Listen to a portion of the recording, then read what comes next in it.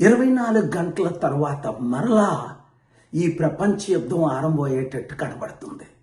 Pakistan piece talks కంప్లీట్గా fail అయిపోయాయి.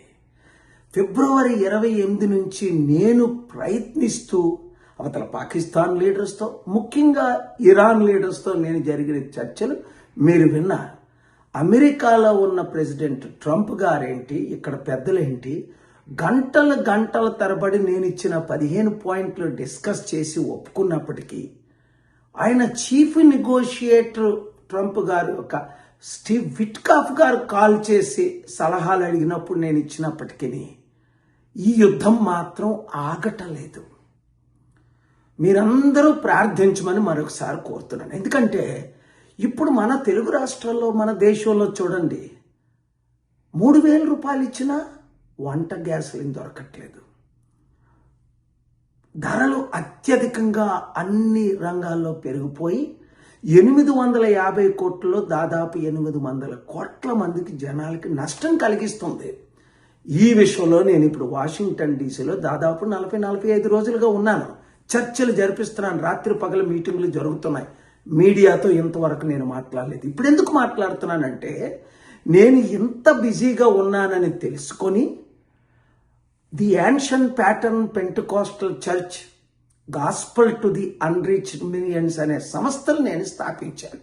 దానికి founder, president, chairman, CEO, donor నా డబ్బుల ద్వారా ఈ సేవలన్నీ చేసిన మీ అందరికీ తెలుసు.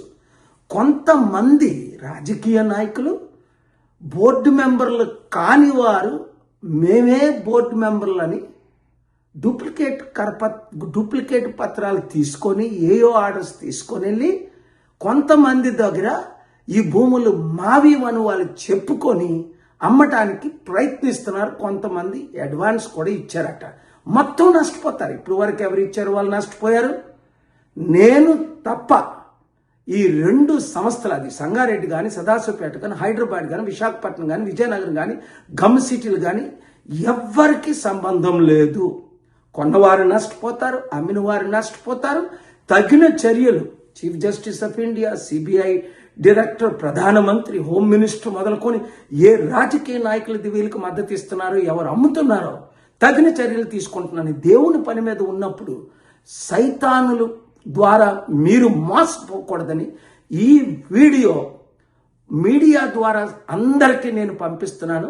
యుద్ధం ఆగేటట్టు ప్రార్థించండి, శాంతి వచ్చేటట్టు ప్రార్థించండి, ప్రపంచ 3వ యుద్ధం రాకూడదని ఎందుకంటే ఇలాంటి పెద్ద యుద్ధం నేను ఎప్పుడు చూడలేదు. 44 సంవత్సరాలుగా సేవ చేస్తున్నాను. కానీ ఏ యుద్ధమైనా 3 రోజులు, లైబీరియా యుద్ధం అయితే 30 రోజులు, హైటీ యుద్ధం అయితే 3 రోజులు, 7 యుద్ధాలు ఆపగలిగాను. కానీ ఇది మాత్రం కేవలం దేవుని ద్వారా, ప్రజలందరూ మీరు ప్రార్థించిన ద్వారా ఆగుతుంది. ఈ వీడియో ప్రతి ఒక్కరికి షేర్ చేయండి, ప్రార్థించండి. God bless you. Thank you very much.